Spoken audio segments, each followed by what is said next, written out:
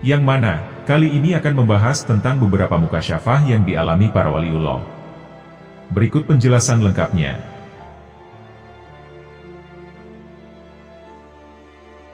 Terdapat waliullah yang ketika berjumpa dengan seorang pezina, pemabuk, pencuri, pencela, atau orang yang suka berbuat zalim, ia melihat goresan tanda hitam pada anggota tubuh mereka yang melakukan maksiat.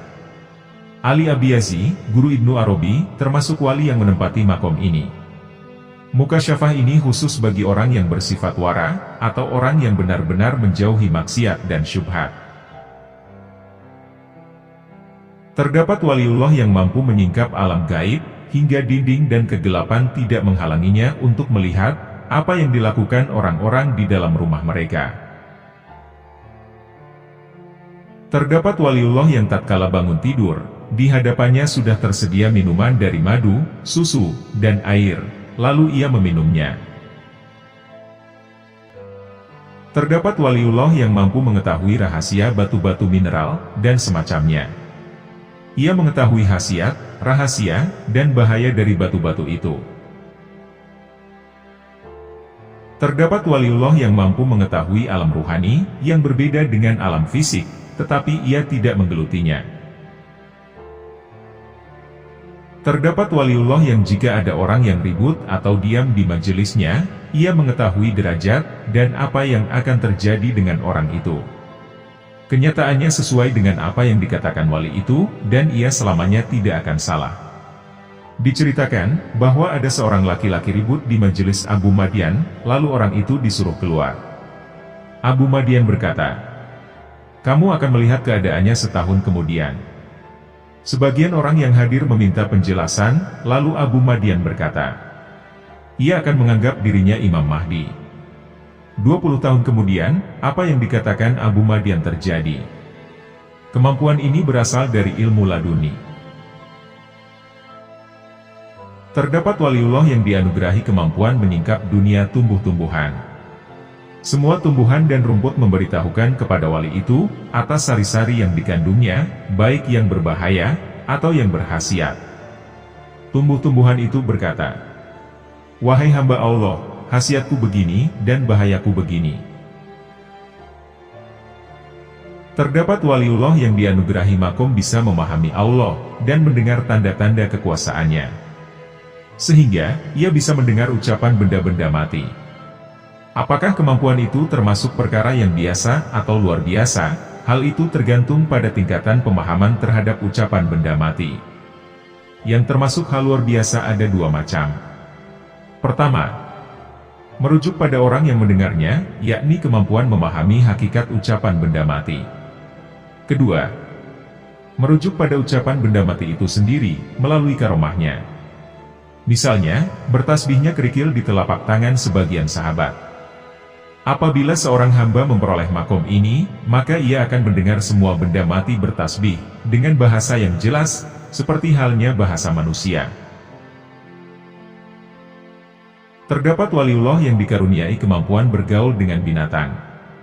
Binatang-binatang mengucapkan salam kepadanya dengan bahasa yang jelas dan memberitahunya tentang khasiat-khasiat yang dikandungnya. Terdapat waliullah yang diberi kemampuan menyibak perjalanan hidup orang yang masih hidup, rahasia-rahasia yang diberikan kepada orang itu sesuai dengan keadaannya, dan bagaimana perkembangan ibadahnya dalam perjalanan hidupnya itu. Terdapat waliullah yang diberi kemampuan meramalkan hal-hal jelek yang akan terjadi, lalu ia meminta dihindarkan, sehingga ia tidak terkena hal buruk itu.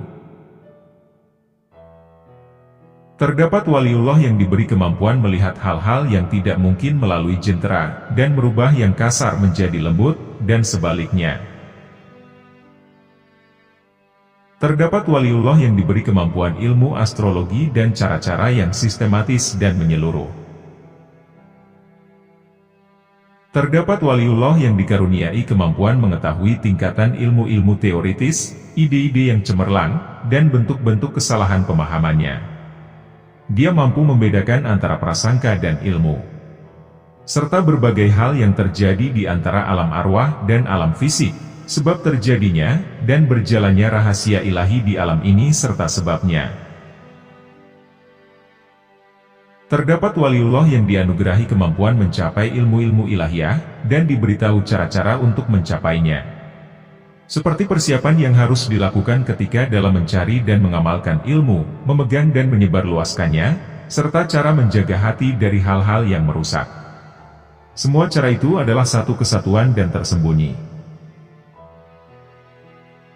Terdapat waliullah yang mampu menangkap alam taswir, alam taksin, alam benda-benda mati, bentuk-bentuk suci, dan jiwa tumbuhan yang mestinya diketahui akal dalam bentuk dan susunan yang baik, rahasia-rahasia kelemahan, kelembutan, dan rahmat orang-orang yang disifatinya. Terdapat waliullah yang mampu menguak tingkatan kutub bumi. Terdapat waliullah yang dianugerahi pengetahuan tentang simbol-simbol, penghitungan, dan firasat. Terdapat waliullah yang mampu menguak benda-benda yang memantulkan cahaya, benda-benda yang langgeng, benda-benda yang abadi, rahasia alam, dan kemampuan untuk menjaga dan menyampaikan amanat kepada orang yang berhak. Terdapat waliullah yang disingkapkan baginya dunia lain, mampu menyingkap kebenaran dan pendapat-pendapat yang benar, madhab-madhab yang lurus, dan syariat-syariat yang telah diturunkan. Terdapat waliullah yang terlihat sebagai orang alim, Allah telah menghiasi mereka dengan pengetahuan-pengetahuan suci sebagai sebaik-baik perhiasan. Terdapat waliullah yang dianugerahi kewibawaan, ketenangan, teguh pendirian, dan kemampuan mengetahui tipu muslihat dan rahasia-rahasia yang tersembunyi, dan sejenisnya.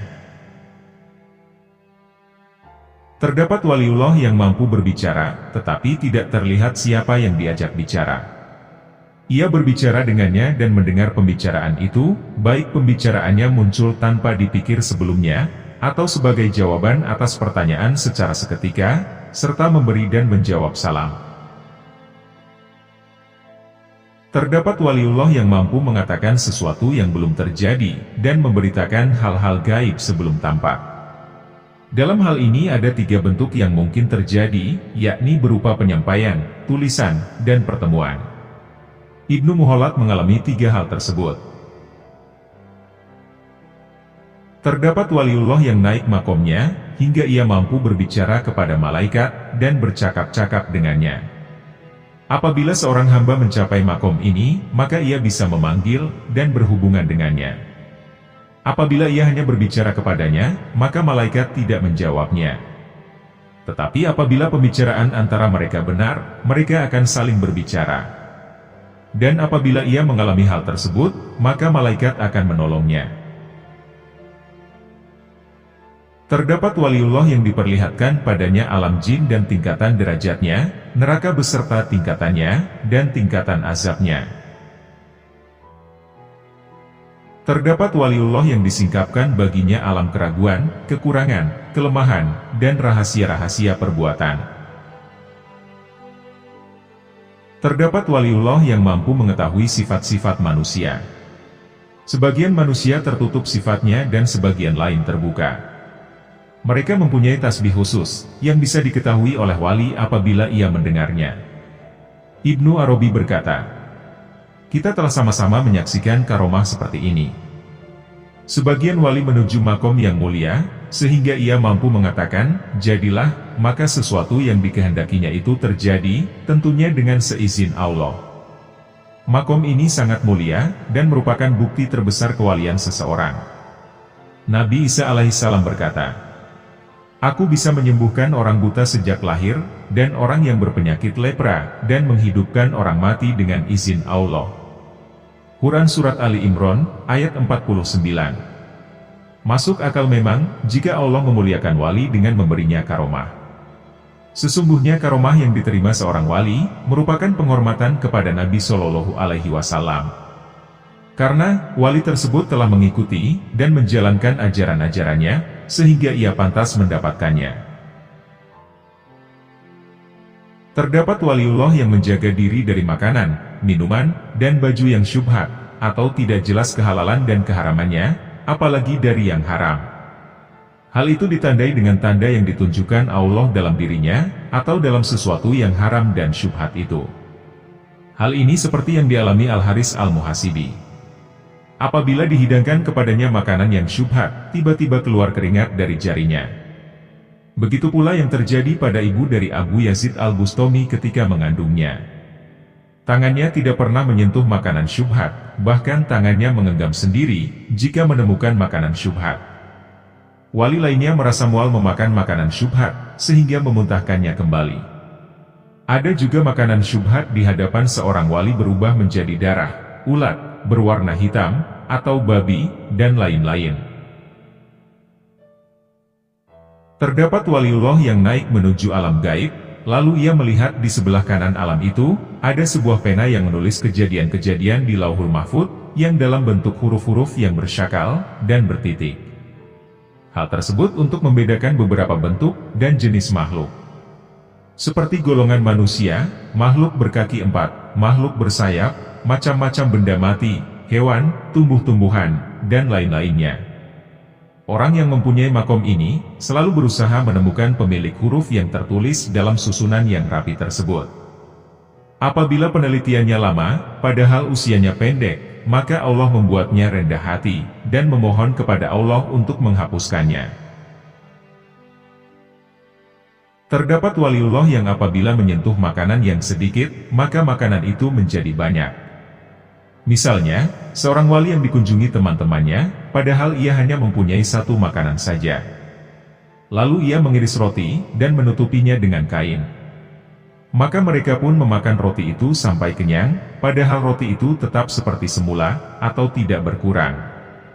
Karomah ini merupakan warisan Nabi Muhammad SAW. Contoh lainnya adalah yang terjadi pada Abu Abdillah Al-Tawadi, yang membawa secarik kain dan memegang sisinya. Kemudian ia menunjukkan ujungnya kepada penjahit, sambil berkata kepadanya, "Ambillah kain ini, sehingga cukup untuk orang banyak." Kain itu lalu diambil, tapi tetap tidak habis-habis, dengan seizin Allah. Lalu penjahit itu berkata, "Kain ini tidak habis-habis." Lalu Abu Abdillah melemparkan kain itu, dan berkata, "Sudah, cukup." Terdapat waliullah yang mampu menjadikan satu macam makanan dalam piring menjadi bermacam-macam, sesuai dengan keinginan orang yang ada. Hal ini pernah terjadi pada salah seorang guru Abu Madian radhiyallahu anhu. Dalam suatu perjalanan, ia bertemu dengan seorang laki-laki, lalu berjalan bersamanya sebentar dan ia masuk ke rumah perempuan tua di sebuah gua. Sore harinya, ia kembali lagi ke perempuan tua itu, dan duduk di sampingnya, sampai putra perempuan itu datang. Anak itu mengucapkan salam kepadanya, lalu perempuan tua itu menghidangkan nampan berisi piring dan roti. Syekh dan anak itu mulai makan. Si Syekh berkata, "Saya ingin yang saya makan ini menjadi begini." Anak itu lalu menjawab, "Wahai Syekh, dengan nama Allah, makanlah apa yang kau inginkan."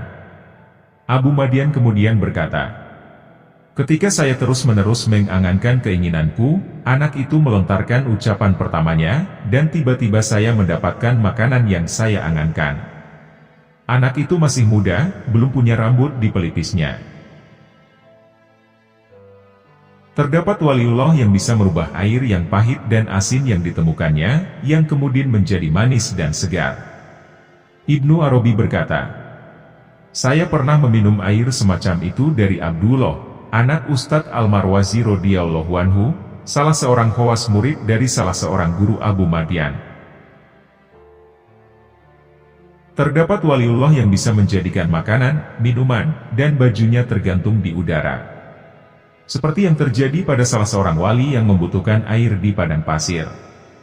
Tiba-tiba ia mendengar deringan di atas kepalanya, lalu ia mendongakkan kepalanya, dan di situ ada gelas yang tergantung pada rantai emas. Ia meminumnya lalu meninggalkannya. Terdapat waliullah yang memakan makanan dari orang lain. Zaid memakan makanan dari Umar, padahal Umar tidak di hadapannya. Umar merasa kenyang di tempatnya, dan dia merasakan bau makanan itu, seakan-akan dia yang memakannya. Hal ini pernah terjadi pada Al-Hajj Abu Muhammad Al-Marwazi, dan Abu Abbas bin Abi Marwan di Girnata. Hal itu terjadi karena ahli makrifat ini mempunyai keinginan yang suci, dan bersih dari dosa dalam batinnya. Allah memberikan karomah dalam dirinya sebagai penghormatan, dan untuk membaguskan makomnya, maka dari keinginannya itu keluarlah apa yang ia sebutkan. Terdapat waliullah yang memakan makanan spiritual, yang menjadikan jiwanya kekal. Ia tidak membutuhkan makanan jasmaniah, kecuali hanya sedikit untuk mempertahankan dirinya. Kekekalan jiwa bisa tercapai dengan makanan ruhani. Terdapat waliullah yang dikaruniai kemampuan mengetahui hakikat bumi, lapisan-lapisan, dan rahasia-rahasianya, serta segala hukum alam yang ditetapkan oleh Allah secara terperinci. Terdapat waliullah yang mengetahui rahasia biji-bijian, dan penyemaiannya di bumi. Hujan yang menyebabkannya tumbuh, angin yang menyebarluaskannya, dan apa-apa yang membuat bumi menjadi tenang, serta matahari yang memancarkan cahayanya sebagai makanan bagi tumbuhan. Makanan itu mengandung kesempurnaan, seperti yang diusahakan manusia. Pengetahuan tentang ini adalah ilmu yang mulia dan bernilai tinggi, yang Allah berikan kepada para walinya. Terdapat waliullah yang dibukakan kepadanya alam malakut, rahasia kehidupan, dan pengetahuan yang tersembunyi di dalam air. Sehingga ia bisa mengetahui kehidupan yang kasat dan tak kasat mata, dan mampu merasakan hal-hal yang berbahaya dan zat-zat yang ada di laut. Terdapat waliullah yang diberitahu Allah tentang kelemahan dirinya, apa yang akan ia dapatkan, dan bagaimana keadaannya nanti. Terdapat waliullah yang bisa berjalan di udara. Hal tersebut dialami oleh banyak wali. Ada seorang laki-laki yang melihat orang sedang berjalan di udara, lalu ia bertanya kepadanya, "Karena apa engkau mendapatkan karomah itu?" Ia menjawab, "Ku tinggalkan nafsuku untuk menuruti keinginannya, maka dia menundukkan udara bagiku." Lalu ia berlalu pergi. Terdapat waliullah yang mengetahui segala tingkat ilmu, kegunaannya di dunia, siapa yang memiliki dan tidak memilikinya, dan lain-lain. Terdapat waliullah yang dibukakan kepadanya pintu alam ruh di alam malakut. Sehingga, ia bisa mengetahui hakikat dari rahasia, dan cara malaikat naik turun. Serta rahasia pengaturan dan penundukan mereka, kewajiban-kewajiban dan hak-hak mereka. Terdapat waliullah yang bisa datang ke Lauhul Mahfudz melalui esensi hatinya. Lalu dengan izin Allah, ia dapat menyingkap, dan menyaksikan secara langsung, atau musyahadah, hal-hal yang ada di sana. Padahal, anggota badannya tidak bergerak, kecuali kedua matanya. Terdapat waliullah yang terkadang menyaksikan Lauh Mahfudz. Terdapat waliullah yang terus-menerus bersimpuh di hadapan Lauh Mahfudz, padahal tidak ada manfaatnya. Terdapat waliullah yang bisa melihat bagaimana pena menulis di atas Lauhul Mahfuz. Terdapat waliullah yang melihat gerakan pena di Lauhul Mahfuz. Setiap makom mempunyai tata cara yang khusus. Tanda orang yang menyaksikan Lauhul Mahfuz adalah, ia dapat menyebutkan rahasiamu, padahal kamu diam saja. Seperti yang dikatakan Al-Junaid radhiyallahu anhu. Ketika ditanya, siapa ahli marifat itu? Ia menjawab, orang yang memberitahukan rahasiamu, padahal kamu diam saja. Dan tanda orang yang menyaksikan pena Lauhul Mahfuz sedang menulis adalah, ia bisa mengetahui rahasia yang kamu katakan dalam hati, dari manapun asalnya, dan sebab adanya. Terdapat waliullah yang diperlihatkan oleh Allah, atas alasan dan sebab terjadi, atau tidak terjadinya suatu peristiwa.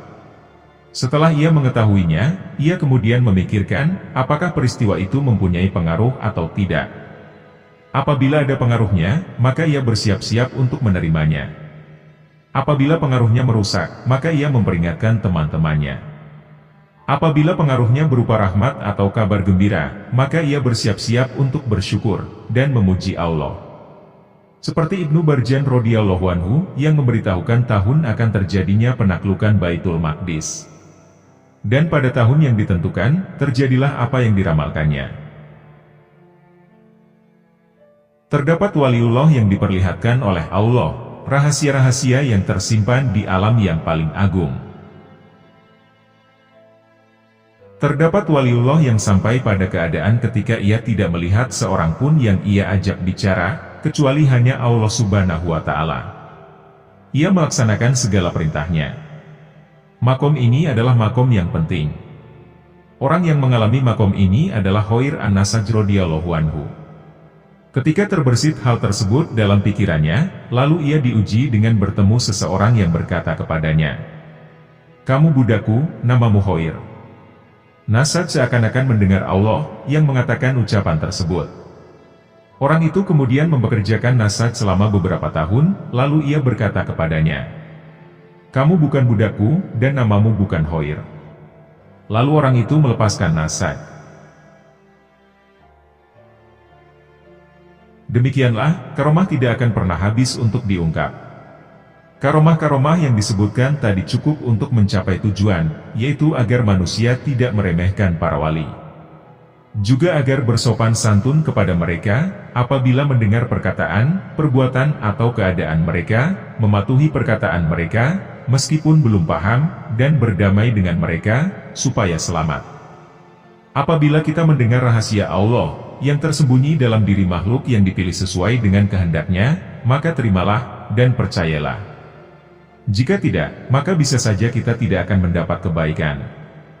Inilah penjelasan yang kami ambil dari pendahuluan kitab At-Tabaqat Al-Kubro, karya Imam Abdul Rauf Al-Munawi radhiyallahu anhu. Juga yang telah kami lihat dalam kitab Mawaqi Al-Nujum, karya Syekh Al-Akbar Ibnu Arabi radhiyallahu anhu.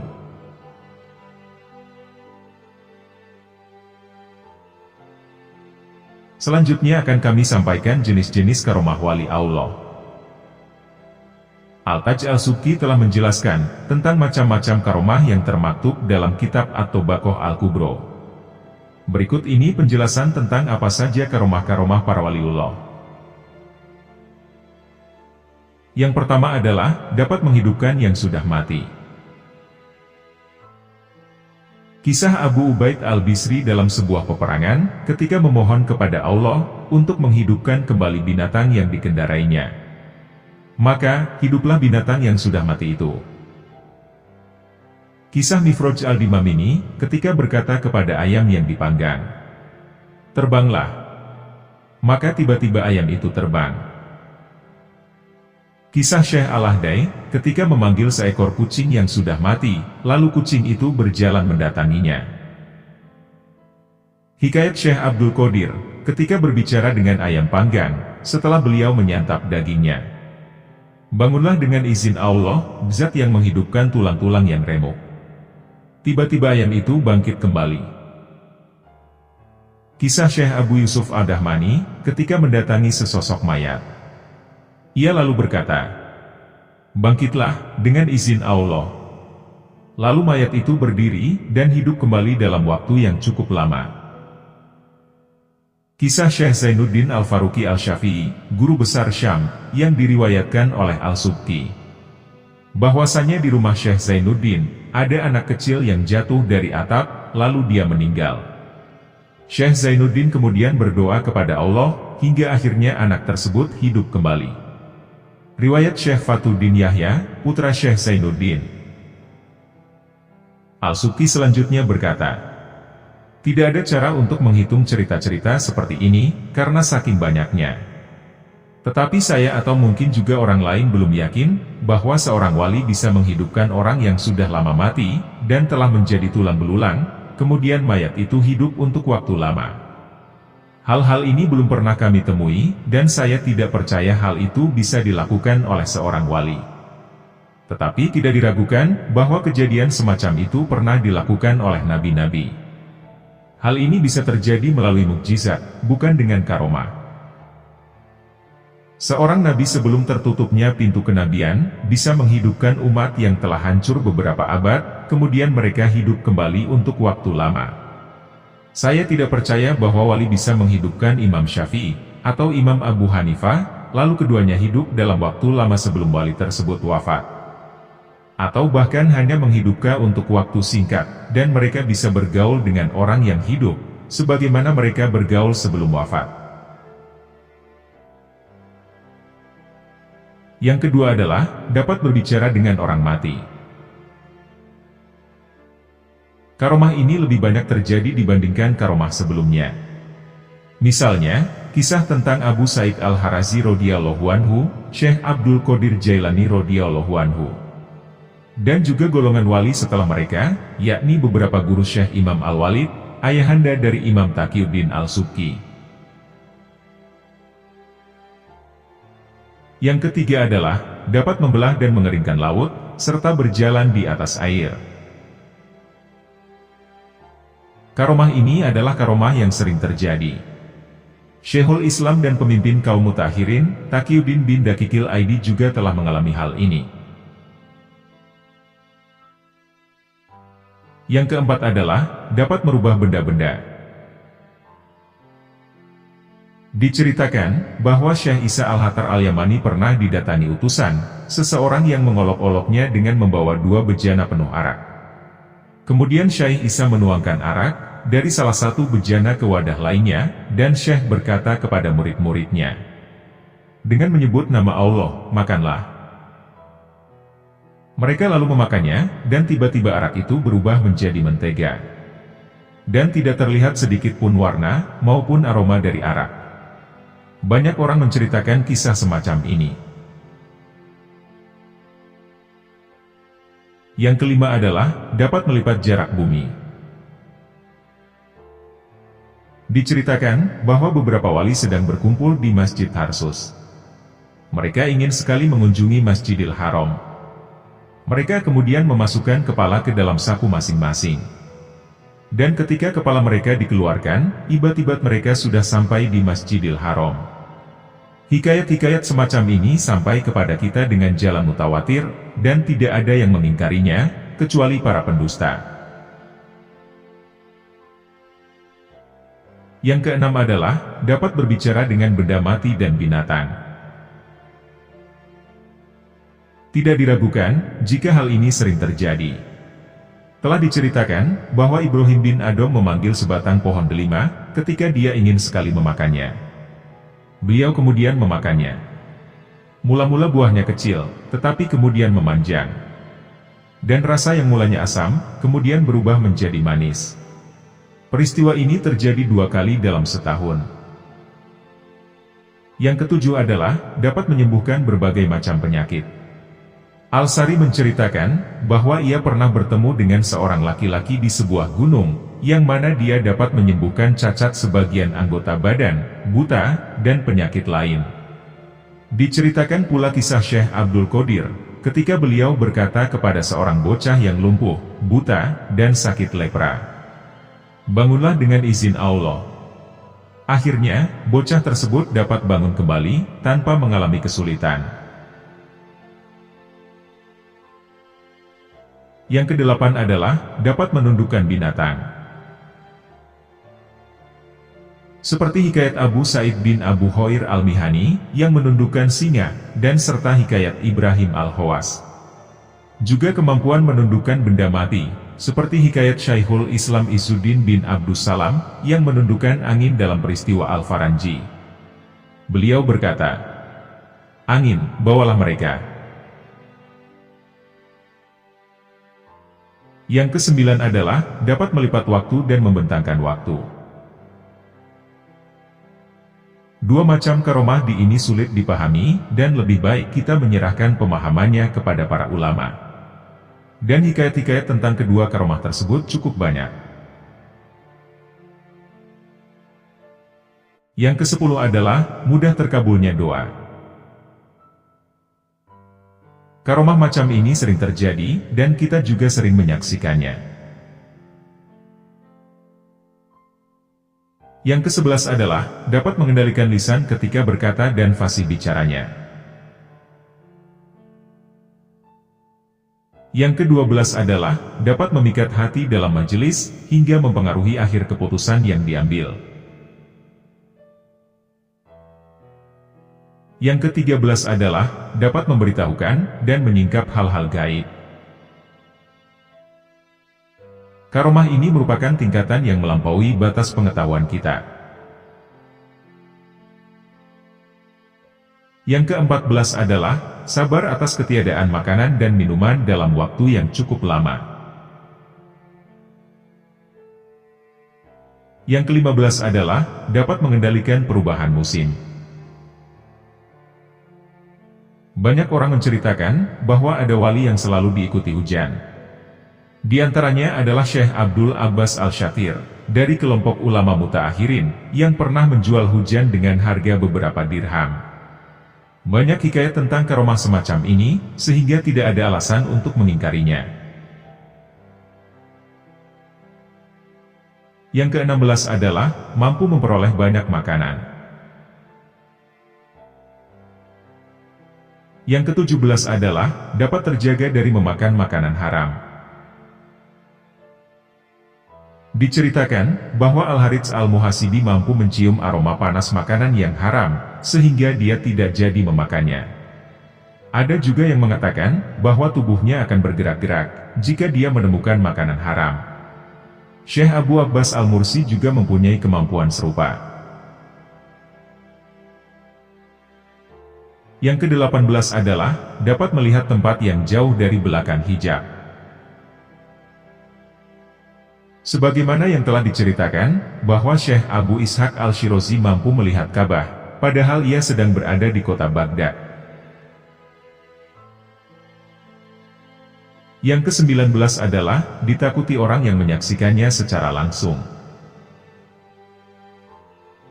Karomah seperti ini bahkan ada yang bisa sampai meninggal, seperti yang terjadi pada sahabat Abu Yazid Al-Bustami. Ada juga yang menjadi tidak berkutik di hadapannya. Atau ada juga yang mengaku bahwa ia telah menyembunyikan sesuatu darinya, dan lain-lain. Yang ke-20 adalah Allah mencegah kejahatan yang akan menimpa seorang wali, dan mengubahnya menjadi kebaikan. Karomah ini seperti yang pernah terjadi antara Imam Syafi'i dan Khalifah Harun Ar-Rasyid.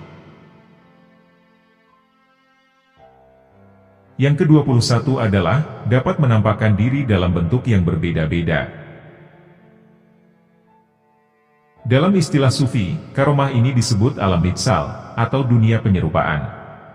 Mereka menetapkannya sebagai dunia pertengahan antara dunia fisik dan dunia metafisik, sehingga disebut alam mitsal, yakni dunia yang lebih lembut daripada dunia fisik, dan lebih kasar daripada dunia metafisik. Ruh bisa mengambil bentuk, dan menampakkan diri dalam bentuk yang bermacam-macam di alam mitsal, lalu menyerupai manusia. Berdasarkan firman Allah Ta'ala, maka ia, malaikat, menjelma di hadapannya dalam bentuk manusia yang sempurna. Quran Surat Maryam, ayat 17.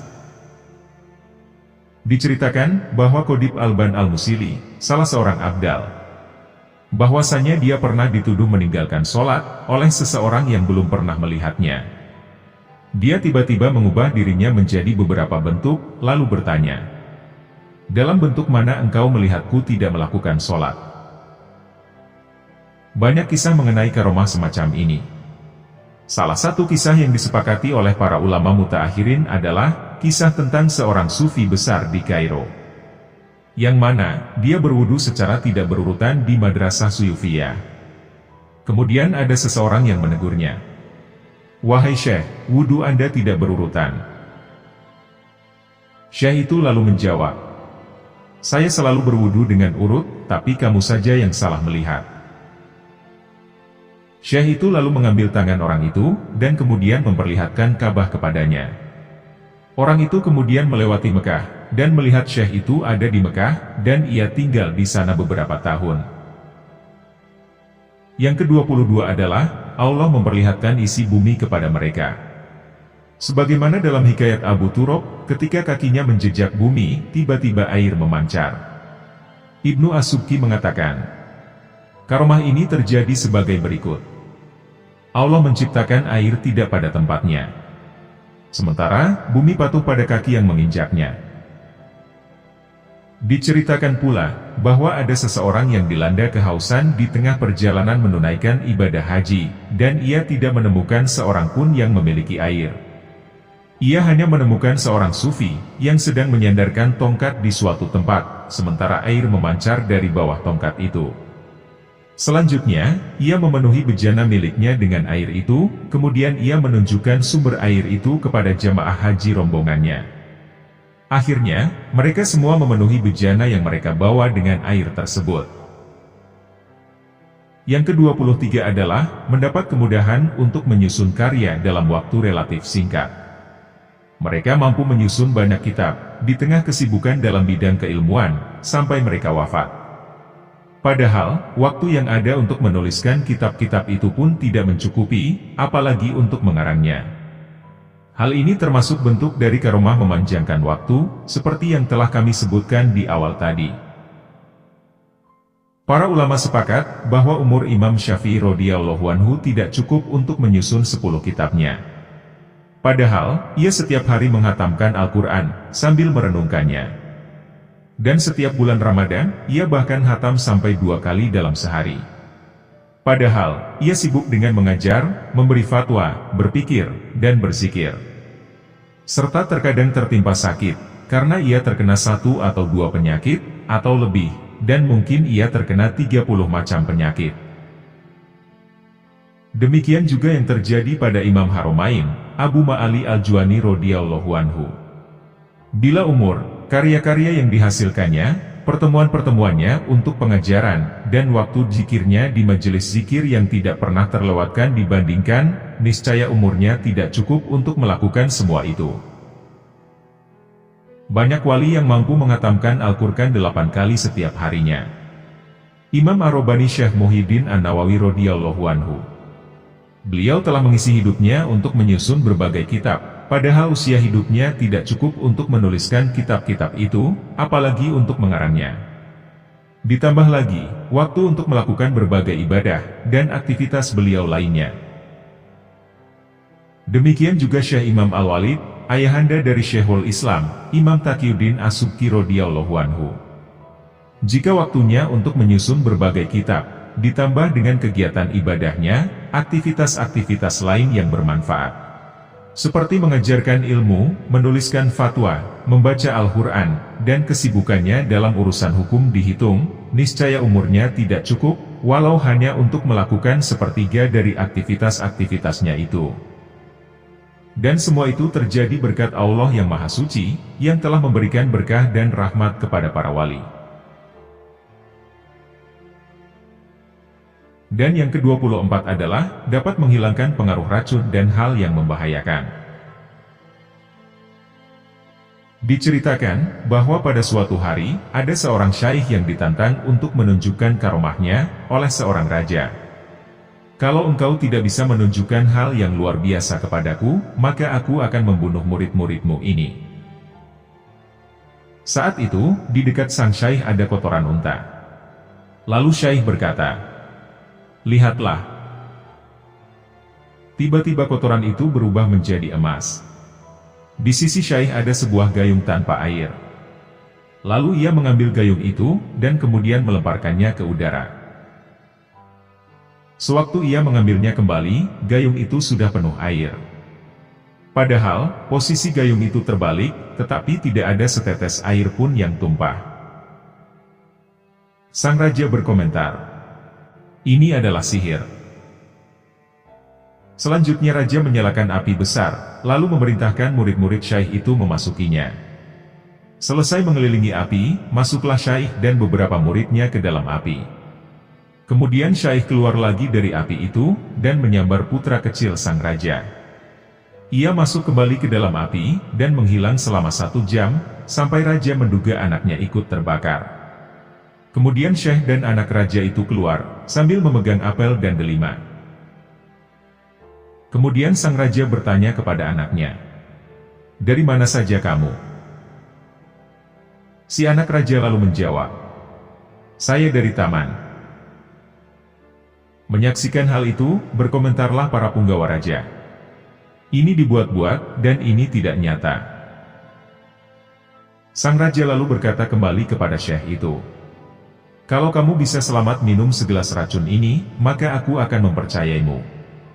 Syekh itu pun meminumnya, maka terkoyak-koyaklah pakaiannya. Hadirin lalu memberinya pakaian yang lain, maka terkoyak-koyaklah kainnya. Demikian hal tersebut dilakukan berulang-ulang, hingga hancurlah pakaian syaikh tersebut, dan bahkan sampai kelihatan ototnya. Tetapi racun yang mematikan itu tidak berpengaruh apa-apa. Selanjutnya Al-Subki menjelaskan, menurut perkiraan saya, karomah para wali lebih dari 100 macam. Macam-macam karomah yang telah kami kemukakan tadi, merupakan bukti bagi orang yang meremehkan, dan mengabaikannya. Semua karomah yang tadi disampaikan, telah banyak diriwayatkan dan diceritakan, serta telah tersebar pula habar-habar juga riwayat-riwayat tentangnya. Jadi, selain kebenaran adalah kesesatan. Dan kalau bukan berupa penjelasan tentang hidayah, berarti hal itu akan sia-sia. Orang yang setuju, tidak akan menyerah begitu saja, tetapi selalu meminta kepada Tuhannya, untuk menghubungkannya dengan orang-orang yang saleh. Mereka senantiasa berjalan di atas jalan yang lurus. Kalau saya mencoba membatasi apa yang terjadi pada para wali, berarti saya telah mempersempit jiwa kita, dan telah menghabiskan banyak kertas. Imam Abdur Rauf Al-Munawi. Beliau menuturkan dalam pendahuluan kitab Tobaqah Al-Syugro, tentang macam-macam karomah dengan gaya bahasa yang berbeda. Meskipun pendapatnya tidak berbeda dengan pendapat Muhyiddin Ibnu Arabi dalam kitab Mawaki, Al-Nujum, akan tetapi Al-Munawi memberikan ringkasan, mengemukakan pendapatnya sendiri, serta menolak pendapat yang sudah ada. Al-Munawi berkata, perlu diketahui, bahwa tujuan Allah menampakkan karomah adalah, untuk menunjukkan keajaiban-keajaibannya, dan memperlihatkan tanda-tanda kekuasaannya kepada wali tersebut. Yang mana, hal itu akan menambah kecintaan wali kepada makomnya, dan memperkuat tujuannya. Sebagaimana firman Allah berikut ini, agar kami perlihatkan kepadanya, sebagian dari tanda-tanda kebesaran kami. Quran Surat Al-Isra, ayat 1. Maksudnya adalah, apabila seorang wali telah menaati Allah dan Rasul-Nya, maka Allah akan memberikan karomah kepadanya. Seperti kemampuan untuk mengetahui orang yang akan datang dari jarak jauh, atau melalui hijab yang tebal, melihat Ka'bah dari tempat yang jauh, menyaksikan alam gaib, dan hal-hal luar biasa lainnya seperti yang dialami para nabi. Yang mana, hal tersebut sebagai penghormatan, bagi orang yang mengikuti dan mencintainya. Ia juga bisa menyaksikan alam malakut seperti malaikat, alam jabarut seperti jin, dan alam roh seperti abdal dan autad. Para malaikat adalah makhluk yang difirmankan Allah sebagai berikut. Mereka bertasbih malam dan siang tiada hentinya. Quran Surat Al-Anbiya, ayat 20. Apa anggapan kalian terhadap orang yang menjadi teman para malaikat, yang tidak pernah lalai? Ia pasti orang yang selalu berzikir, dan merenungi kekurangan dirinya, dengan menjalankan berbagai ketaatan, untuk mendapatkan kedudukan yang tinggi. Dan juga menyaksikan, atau musyahadah, yang maha agung dan mulia, dan teman yang menyelamatkan dari kejahatan. Adapun alam ruhani, bisa disaksikan oleh setiap orang yang mempunyai sifat seperti malaikat yang teguh, dan sungguh-sungguh menaati perintah Allah. Serta mempunyai sifat-sifat yang sempurna, seperti Nabi Khidir alaihissalam, dan lain-lain. Tidakkah kau lihat Ibrahim Al-Khawas ketika bertemu dengan Khidir, ia menjadikan pertemuan itu sebagai bentuk penghormatan. Lalu ia bertanya kepada Khidir, bagaimana aku bisa melihat engkau? Khidir lalu menjawab, itu karena kebaikanmu terhadap ibumu. Masih menurut Al-Munawi, pertemuan dengan makhluk-makhluk Allah yang mulia, harus kita yakini sebagai perhatian Allah kepada kita. Karena, Allah lah yang telah mempertemukan kita dengan makhluknya yang taat dan khawas, yaitu makhluk yang Dia cintai dan mereka mencintainya. Tidak akan sengsara orang yang menjadi teman mereka, karena mereka adalah orang-orang yang telah terlepas dari unsur-unsur tanah, dan telah keluar dari kejelekan-kejelekan sifat manusia. Cahaya perlindungan Allah telah mematangkan sifat-sifat ketanahan mereka yang baik, terberkati, lurus, dan bercampur dengan sifat-sifat yang lembut. Lalu mengeluarkan mereka dari asal mula mereka, untuk mencapai alam yang tinggi. Sehingga pada akhirnya, kebiasaan-kebiasaan mereka menjadi luar biasa. Apabila manusia memiliki sifat-sifat malaikat, maka ia akan keluar dari kebiasaan manusia, dan muncul darinya keajaiban seperti yang dimiliki malaikat, atas hasil dari musyahadatnya. Kebanyakan manusia seperti itu tidak bisa dilihat oleh mata, sebab terhalang oleh sesuatu. Hal itu bisa dirasakan tetapi tidak bisa dilihat. Seperti mampu berjalan di atas air, terbang di udara, tidak terlihat, dan mampu berubah bentuk seperti alam ruhani. Seperti Khidir alaihissalam yang bisa menjelma menjadi bentuk yang ia inginkan. Al-Munawi menjelaskan lagi, ketahuilah, bahwa manusia bisa berpindah dari menyaksikan alam malakut yang ada di luar dirinya, untuk melihat keadaan alam khusus tersebut. Melihat di sini, artinya terbuka mata batinnya, sehingga tersingkaplah baginya rahasia hakikat, dan tampaklah cahaya yang suci, yakni tersingkapnya selubung hati. Sehingga, maksud-maksud ilahiyah, dan rahasia-rahasia hakikat menjadi jelas. Hal itu menjelma dalam cermin imajinasi penglihatan, sehingga mata batin bisa melihatnya. Yang pada akhirnya, tampak kepadanya hal-hal gaib, dan apa yang tersembunyi dalam hati. Apabila hijab, atau penghalang mata hati telah tersingkap, dan tutupnya telah terbuka, maka orang akan mampu mengetahui getaran-getaran hati yang baik, dan yang buruk.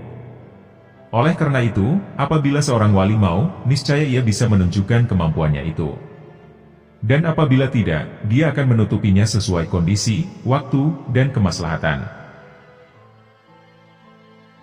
Berdasarkan hal ini, ada sebagian wali yang mampu menyingkap hal-hal gaib, dan sebagian lain mampu menandai sifat-sifat orang lain dalam cermin hatinya, karena kesuciannya. Hal itu berlaku bagi orang yang melepaskan keinginan-keinginan duniawi. Dan apabila ia menemukan keinginan yang tidak sesuai dengan makomnya, maka ia tahu bahwa itu adalah keinginan orang-orang yang ada di hadapannya. Sebagian wali tidak mengetahui itu keinginan siapa, maka ia berbicara tentang ciri-ciri orang yang sesuai dengan keinginan tersebut. Dan sebagian lagi mengetahui siapa yang menginginkannya. Sehingga, ia dapat langsung menyatakannya kepada orang yang dimaksud. Pangkal pengetahuannya adalah, bahwa pada dasarnya antar hati itu ada hubungan. Apabila terlintas dalam hati syekh atau murid sesuatu yang jelek, maka muncullah asap yang membentuk awan gelap dalam hati syekh. Apabila syekh sedang berhadapan dengan orang yang mempunyai keinginan jelek, maka asapnya semakin tebal. Dan apabila ia memalingkan wajah darinya, maka asap itu menghilang. Apabila terlintas sesuatu yang baik, maka asap itu menjadi asap yang lembut, dan berbau harum di hidungnya. Keadaan itu terjadi, apabila orang yang menginginkannya ada di hadapannya. Apabila tidak ada, maka seperti ahli makrifat yang berdiam diri di sebuah masjid. Dan pada saat yang sama, keluarganya atau orang lain menginginkan makanan tertentu, dan tiba-tiba makanan itu ada di hadapannya, padahal ia tidak menginginkannya. Taulah ia, bahwa ia tidak menginginkan makanan itu untuk dirinya. Maka, ia memberikan dan mengirimkannya kepada orang yang menginginkannya. Termasuk kategori mukasyafah yang halus adalah, terbersitnya suatu keinginan dalam hati seorang wali, lalu di bajunya muncullah tanda, bahwa keinginannya itu diperintahkan, atau dilarang oleh Allah. Sebagaimana yang dialami Abu Madian radhiyallahu anhu, ketika ingin menceraikan istrinya. Abu Abbas Al-Hasyab melihat tulisan di baju Syekh Abu Madian. Pertahankan istrimu. Dan seperti yang dialami Ibnu Arabi radhiyallahu anhu, ketika sibuk menyusun sebuah kitab, ada yang berkata kepadanya, tulislah bab yang sulit dipahami ini. Setelah itu, ia tidak tahu apa yang akan dituliskannya, dan ia bingung sesaat. Setelah kebingungannya hilang, ia melihat papan bertangkai yang bercahaya di hadapannya, di atasnya terdapat tulisan hijau bercahaya, kemudian papan itu hilang.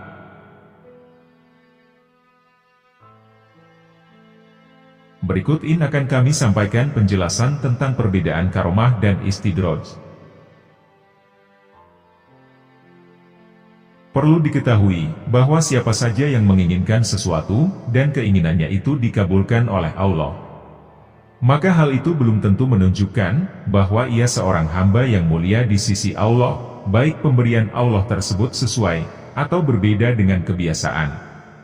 Akan tetapi, pemberian Allah tersebut bisa berarti penghormatan Allah untuk hambanya, atau yang biasa disebut karomah. Atau bahkan tipuan untuknya, atau yang biasa disebut istidraj. Dalam Al-Quran, istilah istidraj diungkapkan dengan beberapa istilah. Yang pertama adalah al-istidraj. Seperti dinyatakan dalam firman Allah berikut ini. Kami, Allah, akan memperdaya mereka secara berangsur-angsur, dengan cara yang tidak mereka ketahui. Quran Surat Al-A'raf, ayat 182. Makna al-istidraj dalam ayat ini adalah, Allah mengabulkan semua keinginannya di dunia, agar pembangkangan, kesesatan, kebodohan, dan kedurhakaan mereka semakin bertambah, hingga setiap hari dia semakin jauh dari Allah. Pada praktiknya menurut logika, mengulang-ulang perbuatan akan menyebabkan pelaku semakin kuat, menguasai perbuatan yang diulang-ulangnya. Bila hati seorang hamba condong kepada dunia, dan kemudian Allah mengabulkan keinginannya, maka ketika itulah ia mencapai apa yang diinginkannya. Sehingga, akan diperoleh kenikmatan. Dan adanya kenikmatan, akan semakin menambah kecondongan kepada dunia. Lalu kecondongan kepada dunia, mengharuskannya untuk semakin keras berusaha, untuk mencapai keduniaan. Selamanya, setiap tahapan akan mendorong kepada tahapan selanjutnya. Dan setiap tahapan, akan semakin menguat secara gradual. Sudah dimaklumi, bahwa kesibukan orang terhadap kenikmatan yang menyenangkan ini, akan menghalangi diri dari makom-makom mukasyafah, atau tingkat ketersingkapan cahaya, dan derajat makrifat. Dan sudah tentu akan semakin menjauhkan diri dari Allah, setahap demi setahap, hingga ia mencapai puncak kecondongannya kepada dunia. Dan inilah yang dinamakan dengan istidraj. Yang kedua adalah al-makar. Seperti dinyatakan dalam firman Allah. Maka, apakah mereka merasa aman dari azab Allah yang tidak terduga-duga? Tiada yang merasa aman dari azab Allah, kecuali orang-orang yang merugi. Quran Surat Al-A'raf, ayat 99. Orang-orang kafir itu membuat tipu daya, dan Allah membalas tipu daya mereka. Dan Allah sebaik-baik pembalas tipu daya. Quran Surat Ali Imran, ayat 54. Mereka pun merencanakan makar dengan sungguh-sungguh. Dan kami merencanakan makar pula, sedang mereka tidak menyadari. Quran Surat An-Naml, ayat 50. Yang ketiga adalah al-kaid, atau tipu daya. Seperti dinyatakan dalam firman Allah berikut ini. Sesungguhnya orang-orang munafik itu menipu Allah, dan Allah akan membalas tipuan mereka. Quran Surat An-Nisa, ayat 142. Yang keempat adalah al-imla, atau memberi tangguh. Sebagaimana dinyatakan dalam firman Allah berikut ini. Dan janganlah sekali-kali orang-orang kafir itu menyangka, bahwa masa penangguhan yang kami berikan kepada mereka adalah lebih baik bagi mereka. Sesungguhnya kami memberi tangguh kepada mereka, hanyalah supaya dosa mereka bertambah. Quran Surat Ali Imran, ayat 178. Dan yang kelima adalah al-ihlak, atau siksaan. Sebagaimana dinyatakan dalam firman Allah berikut ini. Sehingga, apabila mereka bergembira, dengan apa yang telah diberikan kepada mereka, maka kami siksa mereka secara tiba-tiba, sehingga ketika itu mereka terdiam putus asa. Quran Surat Al-An'am, ayat 44. Dan dalam firman Allah tentang Fir'aun. Dan berlaku angkuhlah Firaun dan bala tentaranya di bumi tanpa alasan yang benar. Dan mereka menyangka, bahwa mereka tidak akan dikembalikan kepada kami. Maka kami hukum Firaun dan bala tentaranya, lalu kami tenggelamkan mereka ke dalam lautan. Quran Surat Al-Qasas, ayat 39 hingga 40. Ayat-ayat tadi menjelaskan, bahwa tercapainya keinginan seorang hamba, tidak menunjukkan kesempurnaan derajat dan keberuntungan mendapat kebaikan. Perbedaan antara karomah dan istidraj adalah, bahwa pemilik karomah tidak begitu senang dengan karomah yang dimilikinya, bahkan karomah itu membuatnya semakin takut kepada Allah. Kewaspadaannya terhadap siksa Allah semakin kuat, karena ia takut kalau hal tersebut merupakan istidraj. Sedangkan pemilik istidraj, dia akan sangat senang dengan hal-hal luar biasa yang ada pada dirinya.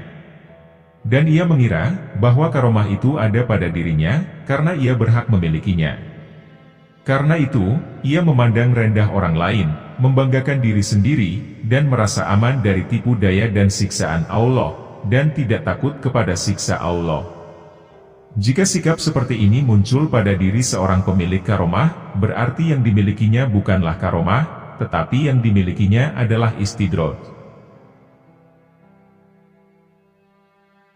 Orang-orang yang berpegang pada kebenaran, atau al-muhakkikun. Mereka mengatakan, bahwa ada kesepakatan, bahwa keterputusan dari hadirat Allah, sebagian besar terjadi dalam kondisi memiliki karomah.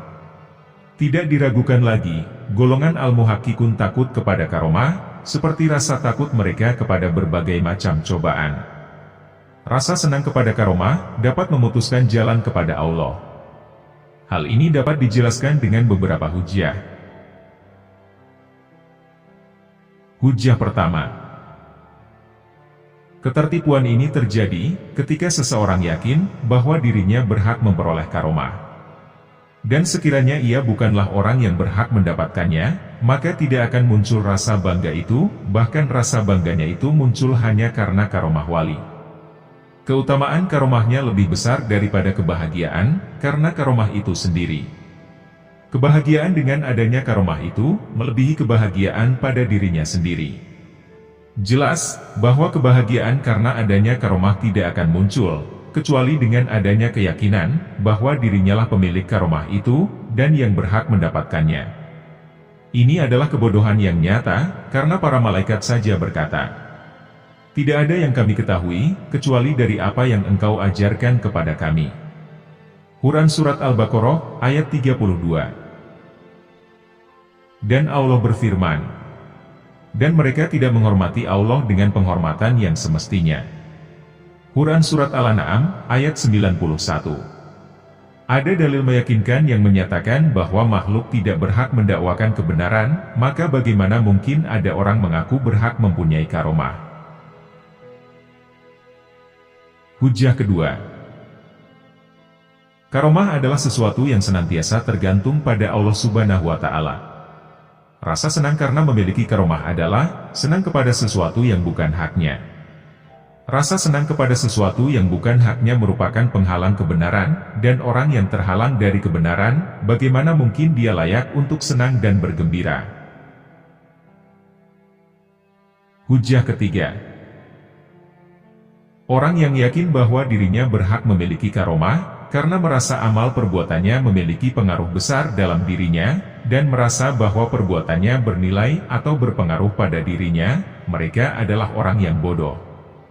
Kalau saja ia mengenal Tuhan, ia pasti menyadari semua ketaatan makhluk di sisi Allah itu hanya sedikit, semua rasa syukur mereka atas anugerah dan nikmatnya itu juga sangat sedikit, dan semua pengetahuan dan ilmu mereka, dibandingkan dengan keagungan Allah hanyalah kebingungan, dan kebodohan saja.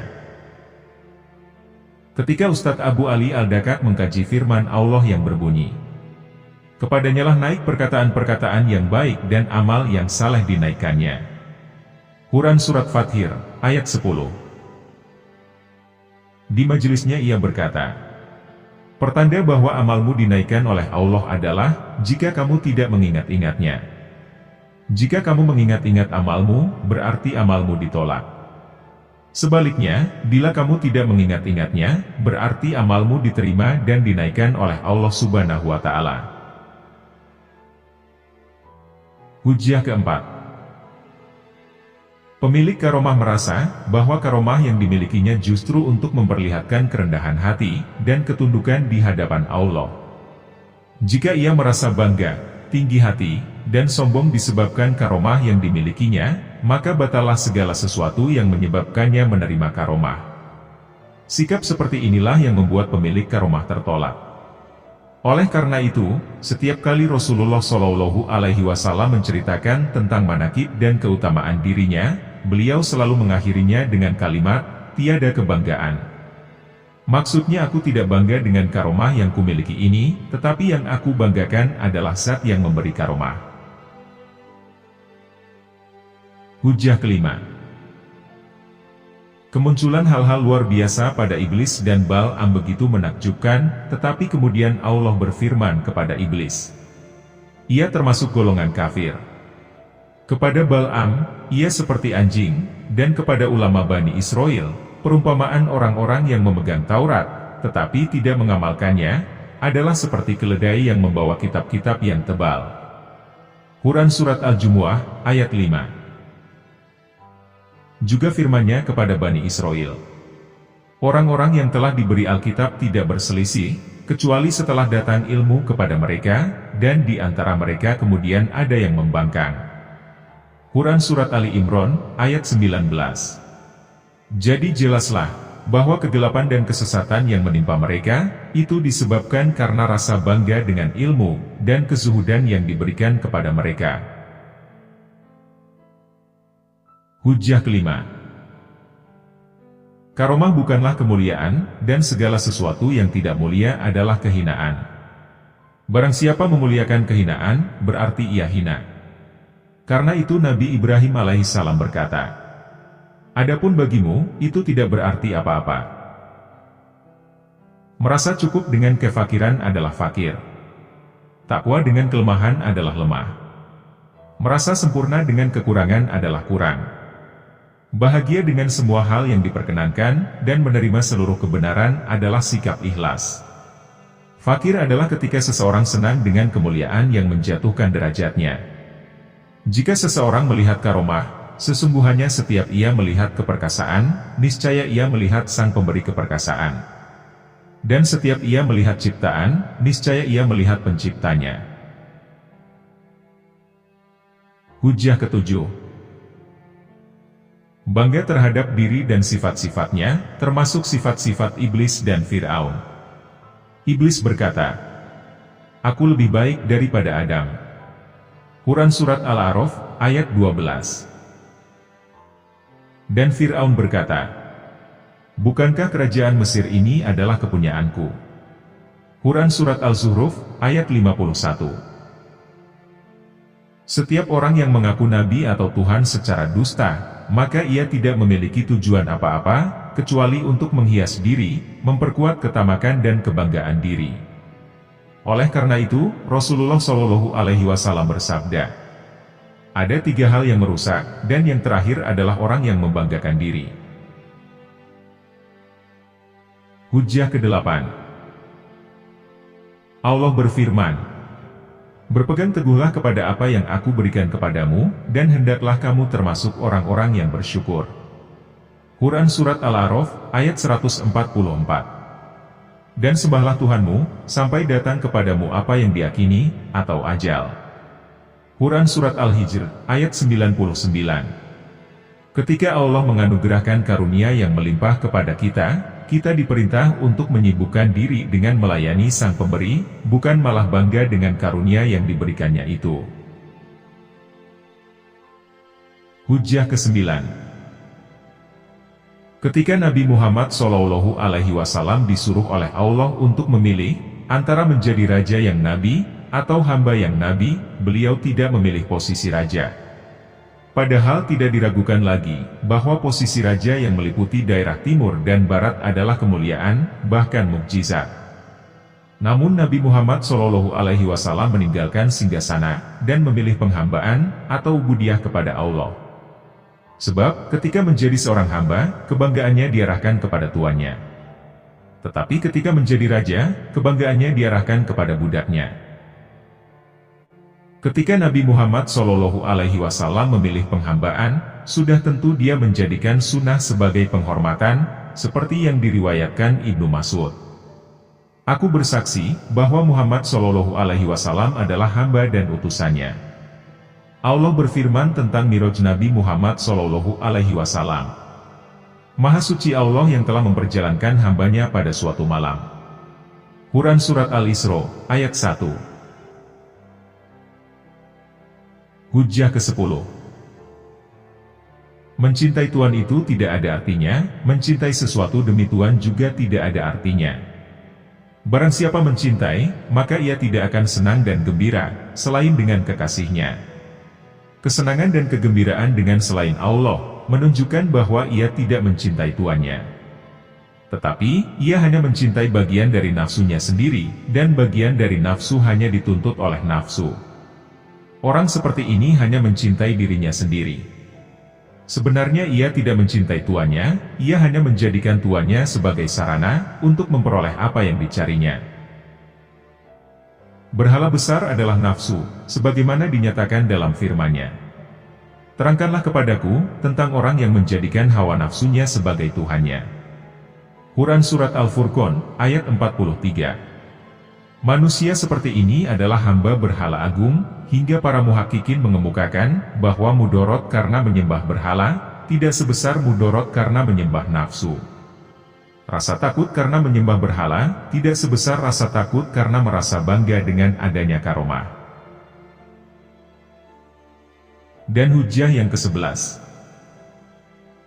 Allah Ta'ala telah berfirman, barang siapa bertakwa kepada Allah, niscaya Dia akan memberinya jalan keluar, dan memberinya rezeki dari arah yang tidak disangka-sangka.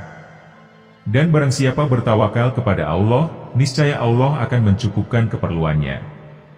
Quran Surat At-Tolak, ayat 2-3. Ayat ini menunjukkan bahwa orang yang tidak bertakwa dan bertawakal kepada Allah, maka tidak akan memperoleh apa-apa dari perbuatan dan keadaan mereka itu.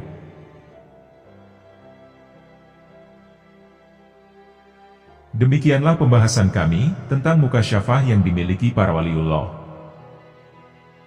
Semoga Allah Subhanahu wa Ta'ala mengumpulkan kita dengan para kekasihnya di dunia maupun akhirat. Semoga kita dapat meneladani kepribadian akhlak para kekasih Allah, serta mengambil hikmah dari kisah-kisahnya. Dan semoga dengan apa yang telah kami sampaikan, dapat menambah ketakwaan kita kepada Allah Subhanahu wa Ta'ala.